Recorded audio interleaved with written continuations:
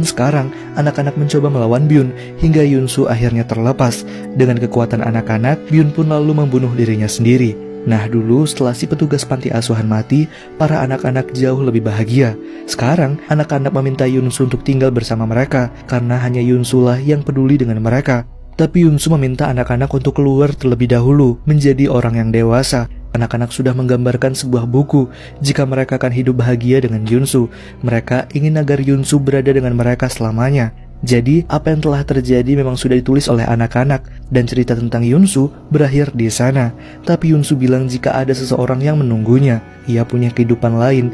Anak-anak bersedih dan Yunsu juga menyuruh anak-anak untuk pergi dari sana. Tapi anak-anak tidak mau, ia masih ingin Yunsu berada di antara mereka. Yunsu yang tidak ingin berada di sana membuat anak-anak merasa jika mereka adalah anak yang nakal. Mereka bilang jika mereka bukanlah anak yang nakal, dan Yunsu segera memeluk mereka. Yunsu meminta maaf karena tidak bisa menjaga mereka lagi. Anak-anak mungkin bahagia jika Yunsu ada di sana, tapi Yunsu yang akan jadi tidak bahagia. Yunsu masih memeluk Yonghee. Yonghee lalu bilang jika ia menyukai Yunsu, dan kemudian menyuruh Yunsu untuk membakar buku ceritanya.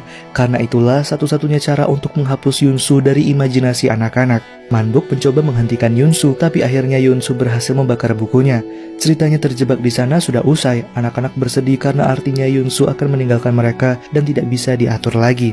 Begitupun Yunsu yang juga menangis, hingga Yunsu tidak sadarkan diri. Ketika terbangun, matanya berair dan ia berada di dalam hutan. Ia mencoba menelusuri hutan tersebut hingga akhirnya berhasil menemukan jalan keluar.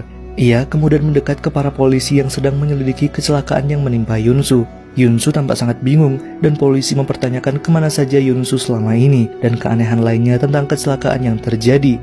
Singkatnya, Natal pun tiba. Yunsu sudah menjadi seorang ayah. Ia tidak tahu apakah kisah tentang anak-anak yang ditemuinya dulu hanyalah mimpi atau benar-benar terjadi. Dan setelah itu, Yunsu mengumpulkan berita keanehan yang mungkin bisa menghubungkannya dengan kejadian aneh tersebut. Nah, dari berita yang ia dapatkan, Byun adalah seorang pendeta pembunuh anak-anak. Ia ditemukan meninggal dalam kecelakaan di jalan yang dilalui oleh Yunsu. Keanehan lainnya di jalan tersebut juga tersebar, tapi tidak ada satupun yang menjelaskan secara pasti. Hingga kemudian di bawah pohon Natal, Yunsu mendapatkan sebuah buku yang ketika dicek ada gambar 3 orang anak, membuat Yunsu menangis karena ia mengenali anak-anak tersebut, Manbok, Yonghee, dan juga Jongsun.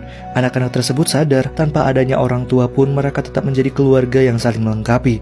Nah, anak-anak itu rupanya mengunjungi Yunsu dan setelah itu pergi. Dan cerita berakhir.